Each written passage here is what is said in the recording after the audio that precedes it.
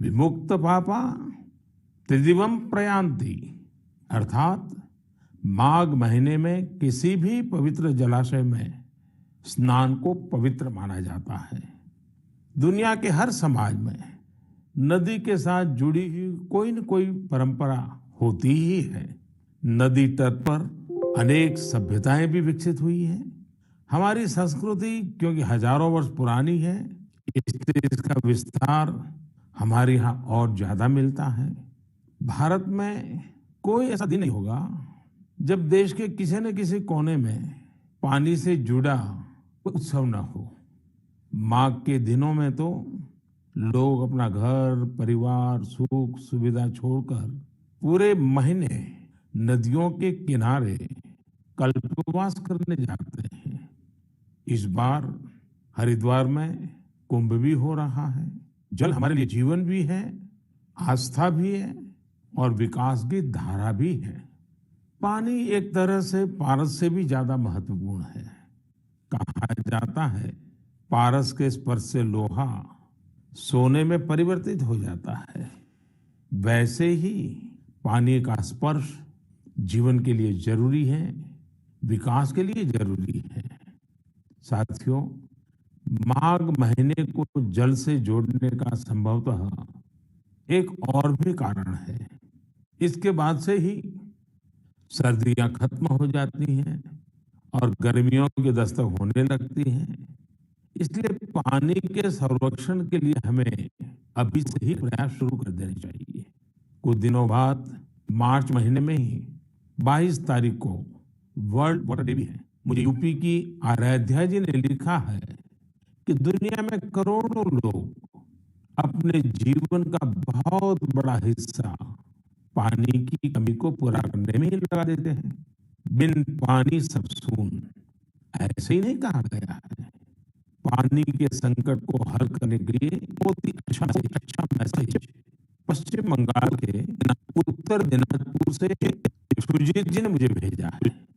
सुजीत जी ने लिखा है कि प्रकृति ने जल के रूप में हमें एक सामूहिक उपहार दिया है, इसलिए इसे बचाने की जिम्मेदारी भी सही है। जैसे सामूहिक उपहार सही है, वैसे ही सामूहिक उत्तरदायित्व वैसे ही सुजीत की बात बिल्कुल उत्तरदायित्व भी है। सुजीत की बात बिल्कुल तालाब, झील, नदी, तालाब, झील, वर्षा, हर किसी के लिए, ये सब हर किसी के लिए। एक समय था जब गांव में कुएं, पोखर इनकी देखभाल, इनकी देखभाल, अब ऐसा ही एक प्रयास तिरुवन्नामलाई में हो रहा है। तमिलनाडु के यहाँ तिरुवन्नामलाई में हो रहा है। अपने कुओं को संरक्षित करने के लिए अभियान चलाया हुआ है। ये लोग अपने इलाके में वर्षों से बंद पड़े सार्वजनिक कुओं को फिर से जीवित कर रहे हैं। मध्य प्रदेश के अगरोदा गांव की बबीता राजपूत जी भी जो कर रही है, उससे आप सभी को प्रेरणा मिलेगी। बबीता जी का गांव बुंदेलखंड में है। उनके गांव के पास कभी एक बहुत बड़ी झील थी जो सूख गई थी। उन्होंने गांव की ही दूसरी महिलाओं को साथ लिया और झील तक पानी ले जाने के लिए एक नहर बना दी। इस नहर से बारिश का पानी सीधे झील में जाने लगा। अब ये झील पानी से भरी रहती है। साथियों, उत्तराखंड के बागेश्वर में रहने वाले जगदीश कुनियाल जी का काम भी बहुत कुछ सिखाता है। जगदीश जी का गांव और आसपास का क्षेत्र पानी की जरूरतों के लिए एक प्राकृतिक स्रोत पर निर्भर था, लेकिन कई साल पहले ये स्रोत सूख गया। इससे पूरे इलाके में पानी का संकट गहराता चला गया। जगदीश जी ने इस संकट का हल वृक्षारोपण से करने की ठानी। उन्हें पूरे इलाके में गांव के लोगों के साथ मिलकर हजारों पेड़ लगाए और आज उनके इलाके का सूख चुका वो जल स्रोत फिर से भर गया है। साथियों, पानी को लेकर हमें इसी तरह अपनी सामूहिक जिम्मेदारियों को समझना होगा। भारत के ज्यादातर हिस्सों में मई जून में बारिश शुरू होती है। क्या हम अभी से अपने आसपास के जल स्रोतों की सफाई के लिए, वर्षा जल के संचयन के लिए 100 दिन का कोई अभियान शुरू कर सकते हैं। इसी सोच के साथ अब से कुछ दिन बाद जल शक्ति मंत्रालय द्वारा भी जल शक्ति अभियान कैच द रेन भी शुरू किया जा रहा है।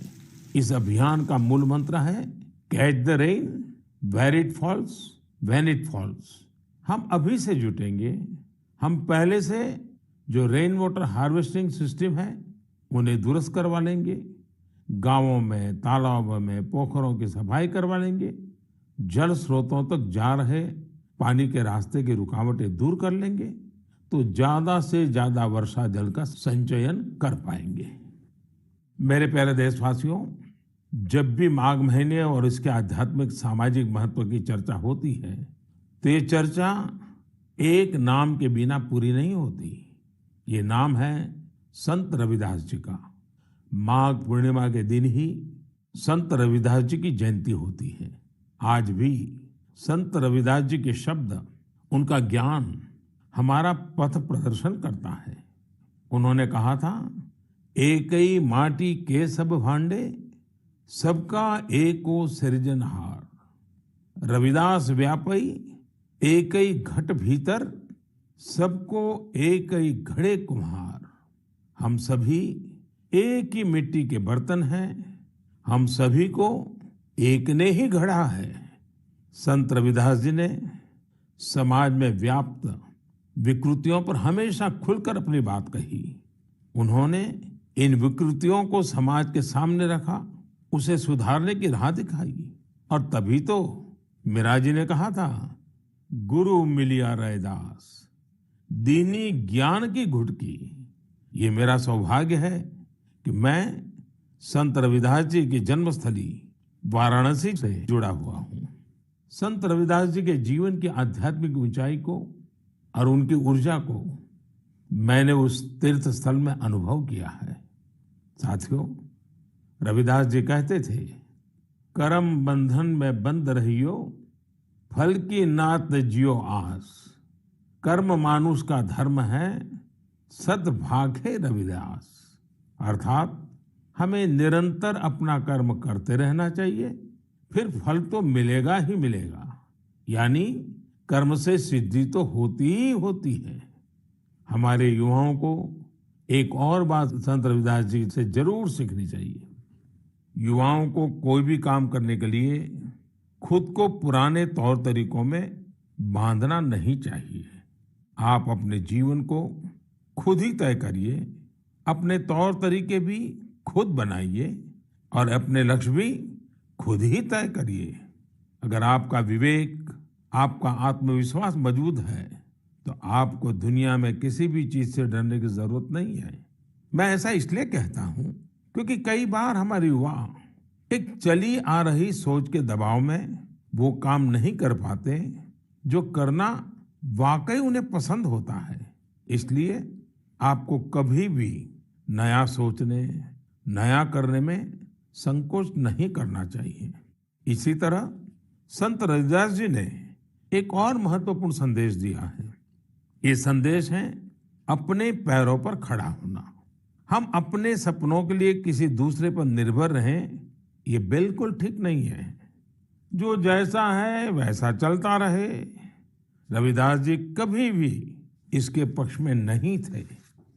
और आज हम देखते हैं कि देश का युवा भी इस सोच के पक्ष में बिल्कुल नहीं है। आज जब मैं देश के युवाओं में इनोवेटिव स्पिरिट देखता हूं तो मुझे लगता है कि हमारे युवाओं पर संत रविदास जी को जरूर गर्व होता। मेरे प्यारे देशवासियों, आज नेशनल साइंस डे भी है। आज का दिन भारत के महान वैज्ञानिक डॉक्टर सीवी रमन जी द्वारा की गई रमन इफेक्ट खोज को समर्पित है। केरल से योगेश्वरन जी ने नमो ऐप पर लिखा है कि रमन इफेक्ट की खोज ने पूरी विज्ञान की दिशा को बदल दिया था। इससे जुड़ा हुआ एक बहुत अच्छा संदेश मुझे नासिक के स्नेहिल जी ने भी भेजा है। स्नेहिल जी ने लिखा है कि हमारे देश के अनगिनत वैज्ञानिक हैं जिनके योगदान के बिना साइंस इतनी प्रगति नहीं कर सकती थी। हम जैसे दुनिया के दूसरे वैज्ञानिकों के बारे में जानते हैं, वैसे ही हमें भारत के वैज्ञानिकों के बारे में भी जानना चाहिए। मैं भी मन की बात के इन श्रोताओं की बात से सहमत हूँ। मैं जरूर चाहूंगा कि हमारे युवा भारत के वैज्ञानिक इतिहास को, हमारे वैज्ञानिकों को जाने, समझे और खूब पढ़ें। साथियों, जब हम साइंस की बात करते हैं तो कई बार इसे लोग फिजिक्स, केमिस्ट्री या फिर लैब्स तक ही सीमित कर देते हैं, लेकिन साइंस का विस्तार तो इससे कहीं ज्यादा है। और आत्मनिर्भर भारत अभियान में साइंस की शक्ति का बहुत योगदान भी है। हमें साइंस को लैब टू लैंड के मंत्र के साथ आगे बढ़ाना होगा। उदाहरण के तौर पर हैदराबाद के चिंतला वेंकट रेड्डी जी हैं। रेड्डी जी के एक डॉक्टर मित्र ने उन्हें एक बार विटामिन डी की कमी से होने वाली बीमारियां और उसके खतरों के बारे में बताया। रेड्डी जी किसान हैं। उन्होंने सोचा कि वो इस समस्या के समाधान के लिए क्या कर सकते हैं। इसके बाद उन्होंने मेहनत की और गेहूं, चावल की ऐसी प्रजातियों को विकसित की जो खास तौर पर विटामिन डी से युक्त है। इसी महीने उन्हें World Intellectual Property Organization Geneva से पेटेंट भी मिली है। ये हमारी सरकार का सौभाग्य है कि वेंकट रेड्डी जी को पिछले साल पद्मश्री से भी सम्मानित किया था। ऐसे ही बहुत इनोवेटिव तरीके से लद्दाख के उर्गेन फुत्सौग भी काम कर रहे हैं। उर्गेन जी इतनी ऊंचाई पर ऑर्गेनिक तरीके से खेती करके करीब 20 फसलें उगा रहे हैं, वो भी साइक्लिक तरीके से। यानी वो एक फसल के वेस्ट को दूसरी फसल में खाद के तौर पर इस्तेमाल कर लेते हैं। है ना कमाल की बात। इसी तरह गुजरात के पाटन जिले में कामराज भाई चौधरी ने घर में ही सहजन के अच्छे बीज विकसित किए हैं। सहजन को कुछ लोग सरगवा बोलते हैं, इसे मोरिंगा या ड्रमस्टिक भी कहा जाता है। अच्छे बीजों की मदद से जो सहजन पैदा होता है उसकी क्वालिटी भी अच्छी होती है। अपनी उपज को वो अब तमिलनाडु और पश्चिम बंगाल भेजकर अपनी आय भी बढ़ा रहे हैं। साथियों, आजकल चिया सीड्स का नाम आप लोग बहुत सुनते होंगे। हेल्थ अवेयरनेस से जुड़े लोग इसे काफी महत्व देते हैं और दुनिया में इसकी बड़ी मांग भी है। भारत में इसे ज्यादातर बाहर से मंगाते हैं, लेकिन अब चिया सीड्स में आत्मनिर्भरता का बीड़ा भी लोग उठा रहे हैं। ऐसे ही यूपी के बाराबंकी में हरिश्चंद्र जी ने चिया सीड्स की खेती शुरू की है। चिया सीड्स की खेती उनकी आय भी बढ़ाएगी और आत्मनिर्भर भारत अभियान में मदद भी करेगी। साथियों, एग्रीकल्चर वेस्ट से वेल्थ क्रिएट करने के भी कई प्रयोग देश भर में सफलतापूर्वक चल रहे हैं। जैसे मदुरई के मुरुगेसन जी ने केले के वेस्ट से रस्सी बनाने की एक मशीन बनाई है। मुरुगेसन जी के इस इनोवेशन से पर्यावरण और गंदगी का भी समाधान होगा और किसानों के लिए अतिरिक्त आय का रास्ता भी बनेगा। साथियों, मन की बात के श्रोताओं को इतने सारे लोगों के बारे में बताने का मेरा मकसद यही है कि हम सभी इनसे प्रेरणा लें। जब देश का हर नागरिक अपने जीवन में विज्ञान का विस्तार करेगा, हर क्षेत्र में करेगा, तो प्रगति के रास्ते भी खुलेंगे और देश आत्मनिर्भर भी बनेगा। और मुझे विश्वास है ये देश का हर नागरिक कर सकता है।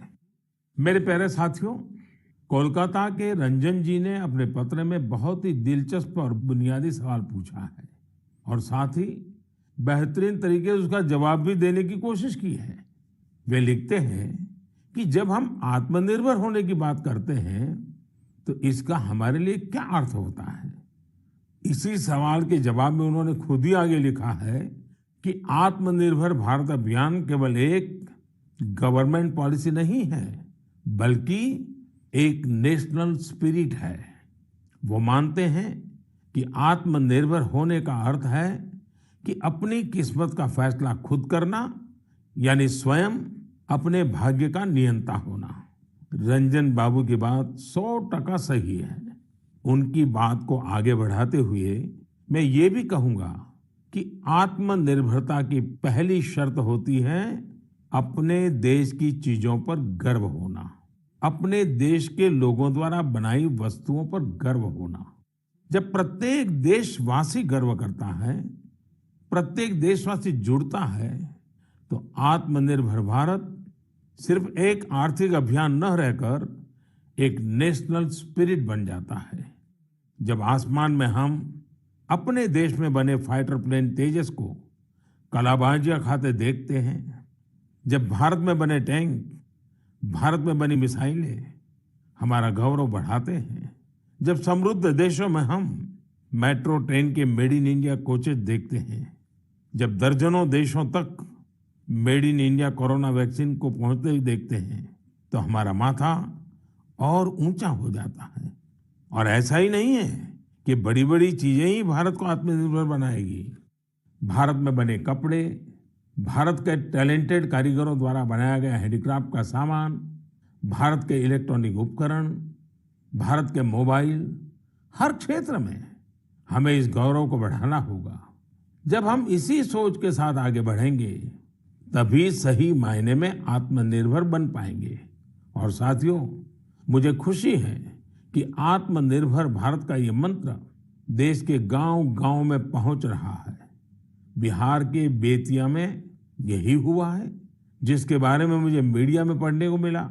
बेतिया के रहने वाले प्रमोद जी दिल्ली में एक टेक्नीशियन के रूप में एलईडी बल्ब बनाने वाली फैक्ट्री में काम करते थे।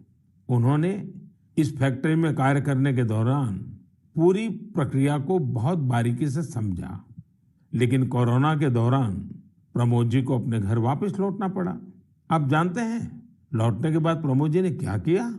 उन्होंने खुद एलईडी बल्ब बनाने की एक छोटी सी यूनिट ही शुरू कर दी। उन्होंने अपने क्षेत्र के कुछ युवाओं को साथ लिया और कुछ ही महीनों में फैक्ट्री वर्कर से लेकर फैक्ट्री ओनर बनने तक का सफर पूरा कर दिया, वह भी अपने ही घर में रहते हुए। एक और उदाहरण है यूपी के गढ़मुक्तेश्वर का।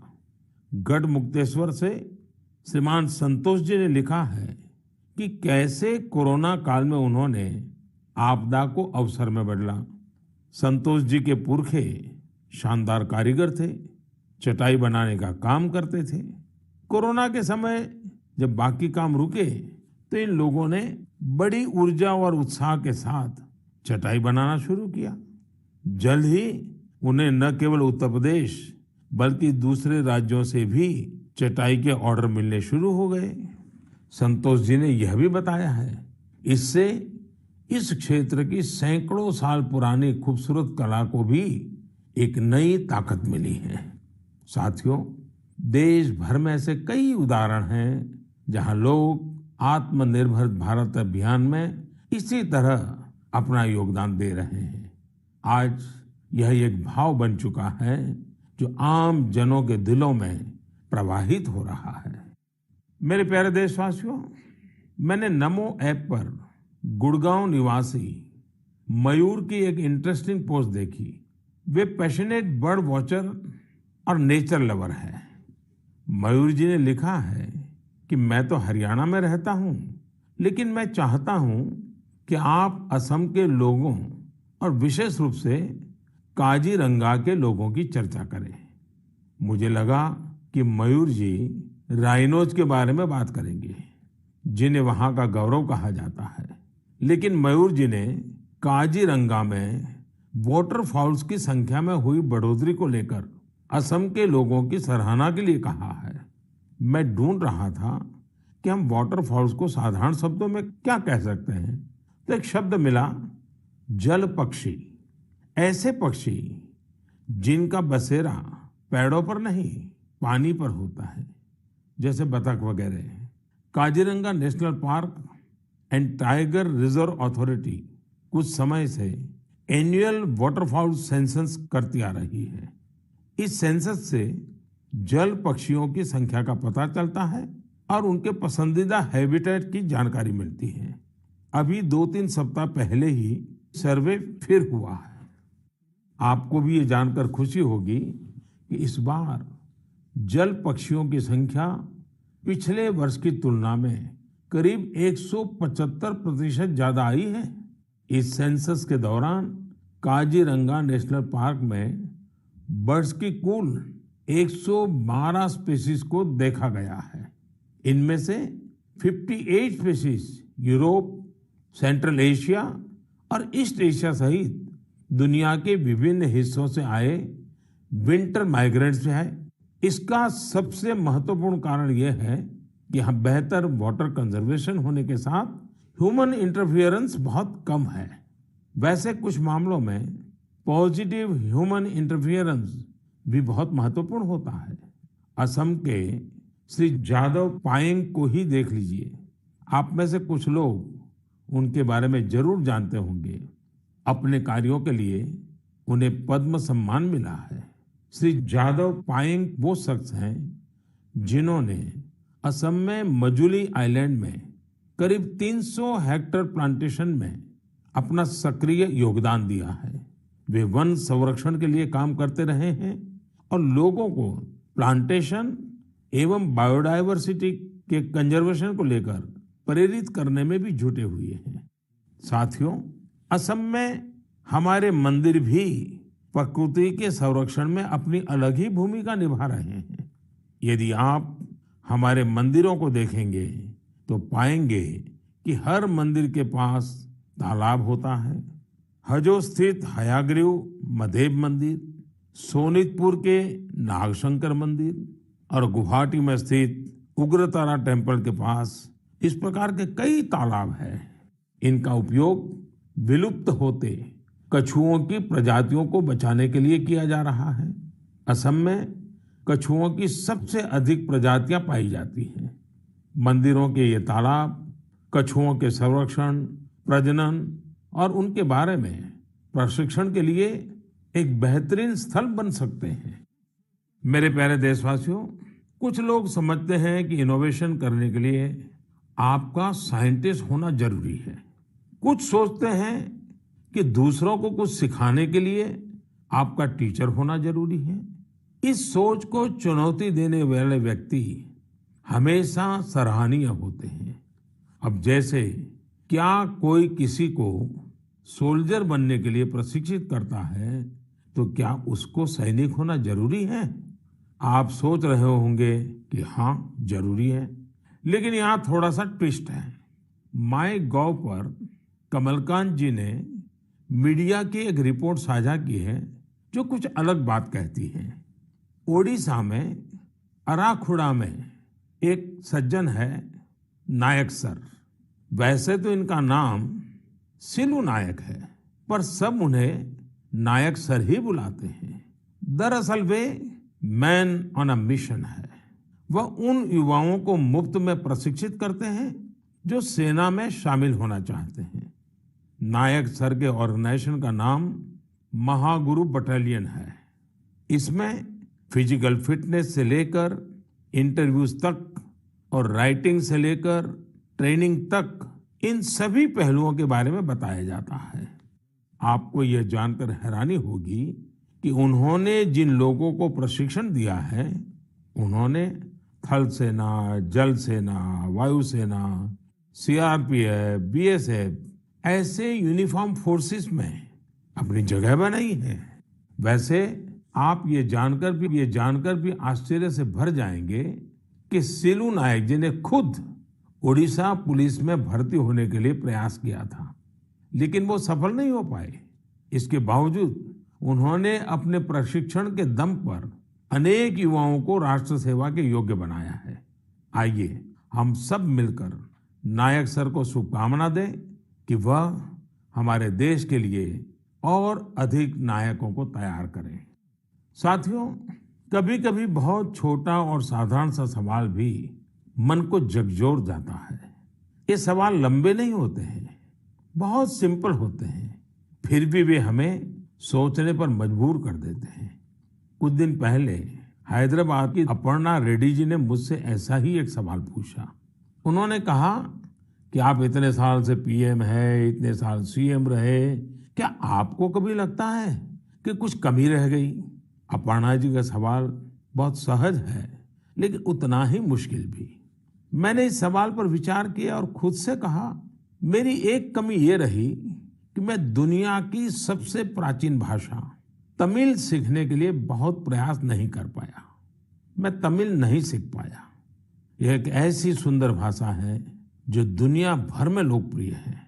बहुत से लोगों ने मुझे तमिल लिटरेचर की क्वालिटी और इसमें लिखी गई कविताओं की गहराई के बारे में बहुत कुछ बताया है। भारत ऐसी अनेक भाषाओं की स्थली है जो हमारी संस्कृति और गौरव का प्रतीक है। भाषा के बारे में बात करते हुए मैं एक छोटी सी इंटरेस्टिंग क्लिप आप सबके साथ साझा करना चाहता हूँ।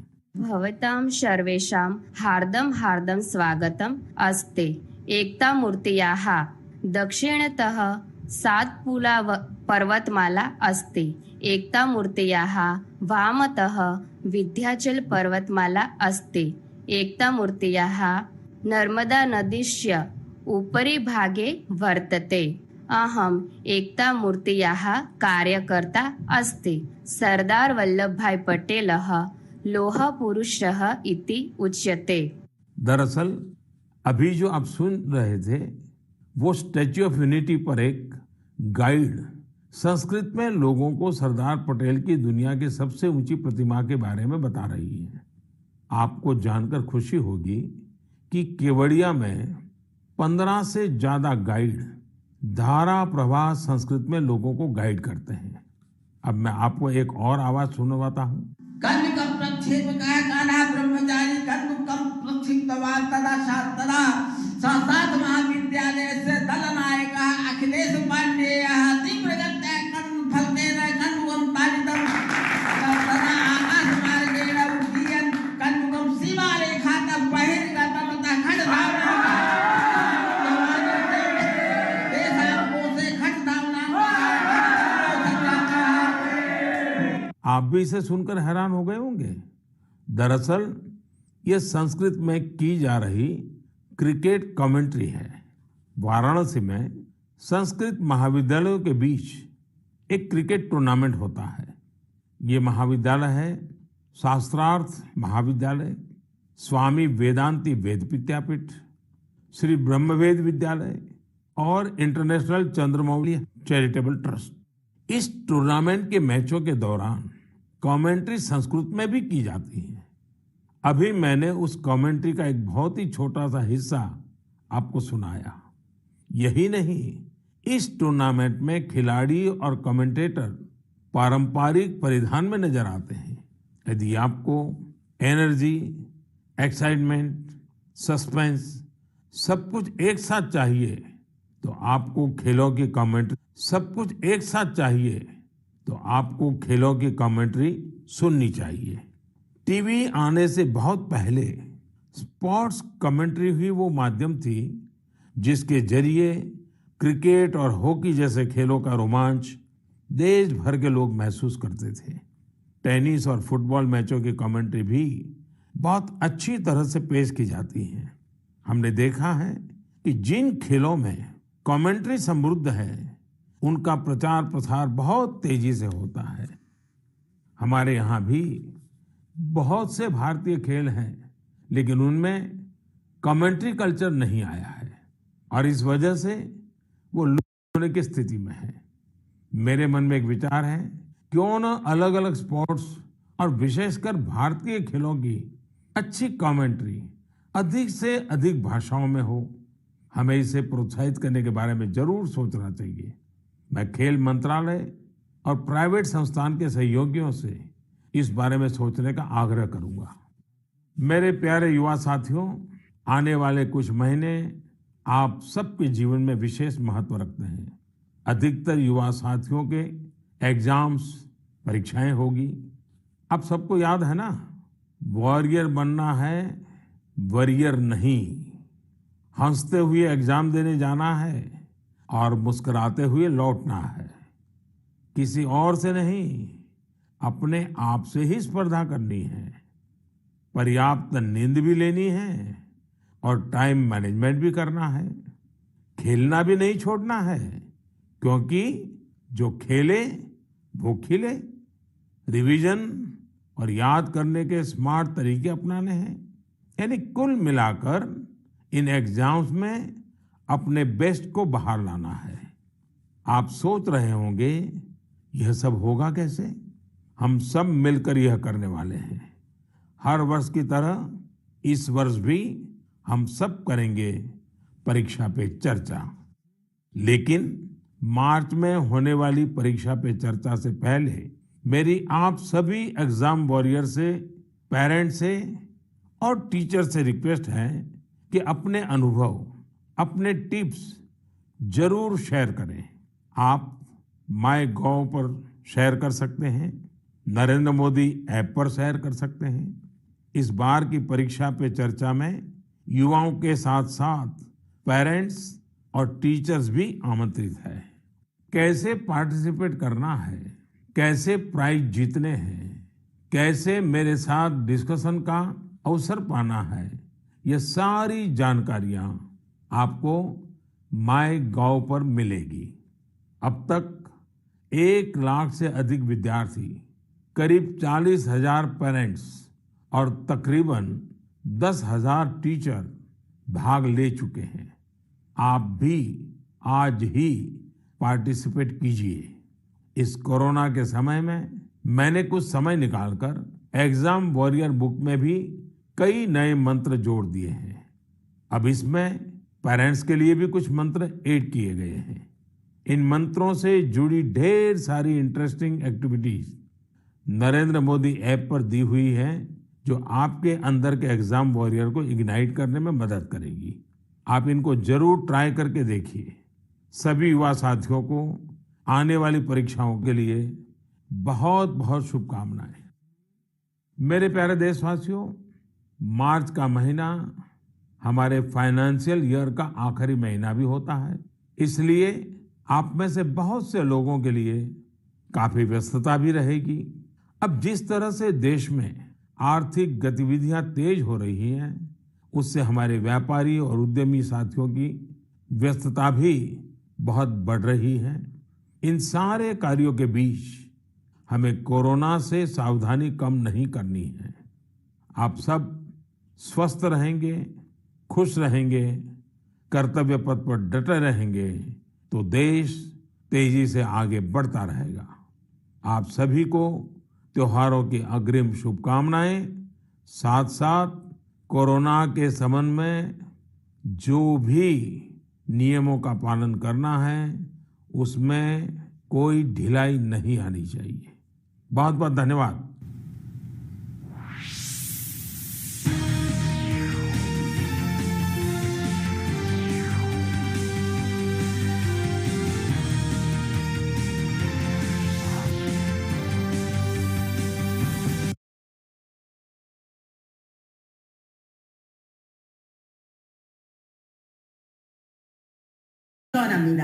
The India Toy Fair 2021